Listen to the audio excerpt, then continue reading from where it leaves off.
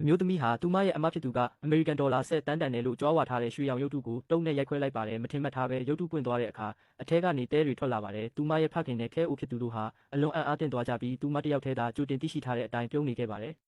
အားလုံးကတုံးလုံး6ချားနေချိန်မှာတော့ညီမကရှုံ့နဲ့လှုပ်ထားတဲ့ရုပ်တုတစ်ခုကဒေါ်လာ10 တန်းတန်နိုင်ပါမလားလို့ခဲတဲ့ပြောလိုက်ပါတယ်သူမရဲ့ဖခင်ကဘာတွေဖြစ်နေတာလဲလို့တားမတ်ကြီးကိုချက်ချင်းမင်းညမ်းပြီးပြည့်ရများတဲ့အမဖြစ်သူကလည်းသူမရဲ့ခင်ပွန်းကိုပြန်မေးပါတယ်တစ်ချိန်တည်းမှာပဲဝတုတ်တုတ်အမကြီးကလည်းသူမရဲ့ခဲအိုကိုလှောင်ပြောင်းပါတယ်ခဲအိုဖြစ်သူကတော့အမကြီးကိုအတိတ်ပဲမရှိတာတွေပြောနေတယ်လို့ဒေါသတကြီးပြန်ပြောပြီးအပြစ်အားလုံးကိုရုပ်တုရောင်းတဲ့ကုန်းတဲ့အပေါ်ပုံချလိုက်ပါတယ်ညီမရဲ့ခင်ပွန်းကပြုံးပြီးဘလောက်ပဲမမြေကြီးနဲ့ရွှေကိုတော့ခွဲခြားတတ်မှာပါလို့ပြောလိုက်ပါတယ်ထိုအခါမျိုးသမီးကသူမရဲ့မိဘတွေဟာလူလိမ်တယောက်ကိုတထေးကြီးလို့ထင်နေတာကြောင့်မျက်စိကန်းနေကြတာလို့ပြောပါတယ်အမဖြစ်သူကသူမခင်ပွန်းဟာလူလိမ်မဟုတ်ကြောင်းဘီလီယံနာတထေးကြီးတဦးနဲ့အလုပ်တွဲလုပ်နေတာဖြစ်ကြောင်းဒေါသတကြီးပြန်ပြောပါတယ်ဒါပေမဲ့သူမတို့အထင်မြင်သေးဆုံးဖြစ်တဲ့ထိုလူဟာသူမတို့ပြောနေတဲ့ဘီလီယံနာတထေးကြီးဖြစ်နေမှန်းသူတို့မသိခဲ့ကြပါဘူး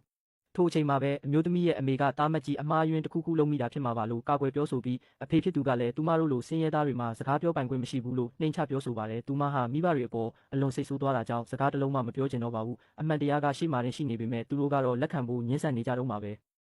ညီမလေးကဒီအိမ်ကိုနောက်ဘယ်တော့မှပြန်မလာတော့ဘူးလို့ပြောပြီးခင်မုန်းဖြစ်သူရဲ့လက်ကိုဆွဲကအိမ်ကနေထွက်သွားပါတယ်ဂုံမတ်တဲ့မိဘတွေကတော့အဲ့ဒီလူဟာတကယ်ဘီလီယံနာတထေးကြီးဖြစ်နေမှန်းလုံးဝမသိလိုက်ကြပါဘူးတထေးတူတားမတ်ကြီးကတော့နောက်မှပိုကောင်းတဲ့ရုပ်တုတစ်ခုပြန်ပို့ပေးမယ်လို့ပြောတဲ့အခါမိဘနှစ်ပါးစလုံးပြုံးပျော်သွားကြပါတယ်အပိုင်းဆက်ကိုသိချင်ရင်တော့ကျွန်တော်ရဲ့အကောင့်ကို follow နဲ့ like လုပ်ထားပေးပါဦးအပြင်ရောက်တဲ့အခါမှာတော့ဇနီးဖြစ်သူကသူမရဲ့ခင်ပွန်းကိုထပ်မံတောင်းပန်ပါတယ်သူမကိုဂရုစိုက်တဲ့ခင်ပွန်းကတော့ဇနီးဖြစ်သူရဲ့ကာကွယ်မှုကိုခံရတာဂုဏ်ယူဖို့ကောင်းတယ်လို့ပြောရှင်စွာပြောပါတယ်ဇနီးဖြစ်သူကလည်းသူ့ကိုလက်ထပ်ခဲ့တာအရန်ကန်ကောင်းတယ်လို့ပြောပါတယ်ဘီလီယံနာတထေးကြီးဟာချစ်ချင်းမြတ်တာကြောင့်တခါမှမရဘူးတဲ့ပျော်ရွှင်မှုကိုခံစားလိုက်ရပါတယ်ဒါပေမဲ့ခဲအိုဖြစ်သူမှာပတ်စံမရှိတာကိုသူမဘယ်လိုသိလဲလို့သူကပြန်မေးပါတယ်သူမကတော့အပြစ်ရှိတယ်လို့ခံစားရတာကြောင့်သူ့ကိုဒေဝါလီခံစေခြင်းလို့ပါလို့ပြန်ဖြေခဲ့ပါတယ်အဲ့ဒီနောက်ဇနီးဖြစ်သူဟာထွန်းဆက်စီကိုအမြန်ပြေးသွားပါတယ်ခင်မုန်းဖြစ်သူကတော့ဒါဟာသူ့ဇနီးရဲ့ဆန္ဒလို့သတ်မှတ်လိုက်ပြီးသူ့ရဲ့လက်ထောက်စီဖုံးဆက်ကခဲအိုဖြစ်သူရဲ့ကုမ္ပဏီကိုအမြန်ဆုံးဒေဝါလီခံအောင်လုပ်ဖို့ညွှန်ကြားလိုက်ပါတယ်ညရောက်တဲ့အခါလက်ထပ်ပြီးလာကြခဲ့ပေမဲ့သူတို့ဟာအခုထိတကယ်လင်မယားအစစ်အမှန်တွေဖြစ်မလာသေးတာကြောင့်ခင်မုန်းဖြစ်သူဟာအလွန်စိတ်လှုပ်ရှားနေပါတယ်ဇနီးကလည်းသူမရဲ့အချစ်ကိုမထိန်ချုပ်နိုင်တော့ပဲမင်းပူနေလားလို့စတင်ပြီးစကားဆက်လိုက်ပါတယ်ခင်မုန်းဖြစ်သူကသူမဆိုလိုတာကိုချက်ချင်းနားလည်သွားပြီးအံ့ဩသွားပါတယ်ဒါပေမဲ့သူမကသူ့ကိုကြည့်လိုက်တဲ့အခါမှာတော့ရှက်သွေးဖြာသွားပြန်ပါတယ်သူတို့နှစ်ဦးရှက်ရွံ့မှုတွေကိုကြော်ဖြတ်ပြီးတကယ်လင်မယားအစစ်အမှန်တွေဖြစ်လာနိုင်မလားဆိုတာ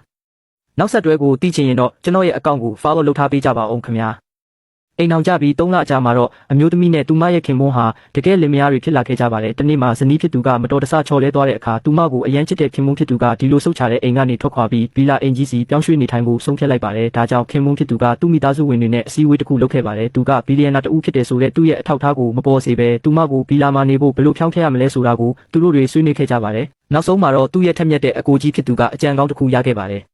ခင်မုန်းဖြစ်သူကသူ့ဇနီးကိုအဲ့ဒီဗီလာအင်ကြီးစီခေါ်သွားတဲ့အခါမှာတော့အမျိုးသမီးကဒီကိုဘာလာလုပ်တာလဲလို့တိကျင်စိမ့်နဲ့မေးပါတယ်ခင်မုန်းဖြစ်သူကဒီနေ့ကစပြီးတမိသားစုလုံးဒီမှာနေတော့မှဖြစ်ကြောင်းတက်တဲ့ပဲပြောလိုက်တဲ့အတွက်ဇနီးဖြစ်သူဟာအယံအံ့ဩသွားပါတယ်အိမ်ထဲကိုရောက်သွားတဲ့အခါမှာလည်းအိမ်ရဲ့ကြီးကျယ်ခမ်းနားမှုကိုကြည့်ပြီးသူမပို့လို့တောင်အံ့ဩနေပါတယ်သူမအနေနဲ့ဒီလိုနေရာမျိုးမှာနေရတာကိုကျေနပ်လိမ့်မယ်လို့ရောက်ခမဖြစ်သူကထင်ခဲ့ပေမဲ့အမျိုးသမီးကတော့ဒီလောက်ဈေးကြီးတဲ့နေရာကိုမငှားတင်ကြောင်းနဲ့ပိုတက်တာတဲ့နေရာကိုပဲရှာကြဖို့ပြောပါတယ်ခင်မုန်းဖြစ်သူရဲ့အကိုကြီးကတော့သူမျောလင့်ထားတယ်လို့ဖြစ်လာလို့ပြောနေပါတယ်အမျိုးသမီးကပိုတက်တာတဲ့နေရာကိုပဲရှာဖို့အကြံပြုတဲ့အခါမှာတော့ခင်မုန်းဖြစ်သူကဗီလာပိုင်ရှင်ကနိုင်ငံခြားကိုထွက်သွားပြီဖြစ်ကြောင်းနဲ့သူတို့မိသားစုကိုအိမ်ဆောင်ဖြစ်ငှားရမ်းထားတာဖြစ်ကြောင်းချက်ချင်းပြောလိုက်ပါတယ်သူမပို့လို့တောင်အံ့ဩသွားပါတော့တယ်ခင်မုန်းဖြစ်သူရဲ့အကိုကြီးကလည်းသူတို့ဒီမှာပဲနေထိုင်ရမှာဖြစ်ပြီးသူတို့ရဲ့တာဝန်ကအိမ်ကိုကောင်းကောင်းထိန်းသိမ်းဖို့ပဲလို့ထပ်ပြောပါတယ်သူမကသူမရဲ့မိဘတွေဟာကျန်းမာရေးမကောင်းတာကြောင့်အိမ်ထိန်းသိမ်းရေးအလုပ်တွေကိုမလုပ်နိုင်ဘူးလို့အမှတ်မတင်ပြောမိပါတယ်။အဲ့ဒီအခါမတန်ဆွမ်းဟန်ဆောင်နေတဲ့ဖခင်ဖြစ်သူကရေလောင်းအိုးကိုချက်ချင်းကောက်ကင်လိုက်ပြီးပန်းပင်တွေကိုရေလောင်းတဲ့အလုပ်ကိုသူတာဝန်ယူနိုင်တယ်လို့ပြောပါတယ်။အမေဖြစ်သူကတော့သူမကကလေးထိန်အိမ်ပေါ်လုပ်မယ်လို့ဆိုပါတယ်။အကိုအကြီးဆုံးကဥယျာဉ်မှုလုပ်မယ်ဒုတိယအကိုကတစ်ပင်ဆိုင်မယ်လို့ပြောကြပါတယ်။သူမကသူမခင်မုန်းကရောဘာလုပ်မှလဲလို့မေးလိုက်ပါတယ်။အပိုင်းဆက်ကိုသိချင်ရင်တော့ကျွန်တော်ရဲ့အကောင့်ကို follow နဲ့ like လုပ်ထားပေးပါဦးကြိုတင်ပြင်ဆင်မထားတဲ့ခင်မုန်းဖြစ်သူဟာအရန်ကိုပြရခတ်သွားပါတယ်ခဏကြာမှာတော့သူကဗီလာရဲ့လုံခြုံရေးတာဝန်ကိုယူမယ်လို့ပြောလိုက်ပါတယ်ဒါတောင်မှသူမကစိတ်မအေးနိုင်သေးပါဘူးအကိုကြီးဖြစ်သူကအိမ်ကိုကောင်းကောင်းထိန်းသိမ်းပေးရင်တစ်နှစ်ကိုလစာအမေရိကန်ဒေါ်လာ10 တန်းရမှာဖြစ်ကြောင်းမြန်မြန်ဆန်ဆန်ပဲပြောလိုက်ပါတယ်သူမချက်ချင်းပဲမှင်တက်သွားပေမဲ့ဒါကမဖြစ်နိုင်ဘူးလို့ပြန်ပြောပါတယ်အကိုကြီးကပြုံးပြီးချမ်းသာတဲ့သူတွေရဲ့အတွေးခေါ်ကဒီလိုပဲစမ်းကြစ်တတ်တယ်လို့ဆိုပါတယ်သူ့အမေကလည်းအိမ်ဟောင်းကမကြခင်ဖြတ်သိမ်းတော့မှဖြစ်လို့ဒီမှာပဲအေးအေးဆေးဆေးနေဖို့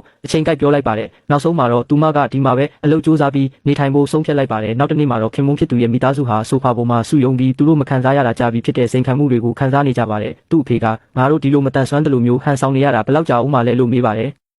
လုံခြုံရေးယူနီဖောင်းဝတ်ထားတဲ့ခင်မုန်းဖြစ်သူကလည်းဒါကရေရှည်ဖြည့်ရှင်းနေမဟုတ်ဘူးလို့ညှိတွားပါတယ်အမေဖြစ်သူကအမျိုးသမီးရဲ့နှလုံးသားကိုမြန်မြန်ရယူဖို့အကြံပေးပါတယ်ဒါမှသာနောက်ဆုံးမှာအမှန်တရားပေါ်သွားရင်တောင်သူမကထွက်သွားဖို့ရွေးချယ်မှာမဟုတ်တော့လို့ဖြစ်ပါတယ်အဲ့ဒီအချိန်မှာပဲအမျိုးသမီးရဲ့ခြေတံကိုကြားလိုက်ရပါတယ် အဖေဖြစ်သူကဝီချဲပေါ်ကိုအမြန်သွားထိုင်ပြီးတခြားသူတွေကလည်းဆိုဖာပေါ်ကနေချက်ချင်းထားရက်လိုက်ကြပါတယ်တန်ရှင်းရေးလုပ်ပြီးသွားတဲ့သူမကအထဲကိုလမ်းလျှောက်ဝင်လာပါတယ်သူတို့တွေဒီအမျိုးသမီးကိုထာဝရလိမ်ညာထားနိုင်ပါမလားအမျိုးသမီးကသူတို့ရဲ့လက်ကွက်လေးကိုတီးသွားမလားနောက်ဆက်တွဲကိုတီးကျင်နေဆိုရင်တော့ကျွန်တော်အကောင့်ကို follow လုပ်ထားပေးကြပါဦး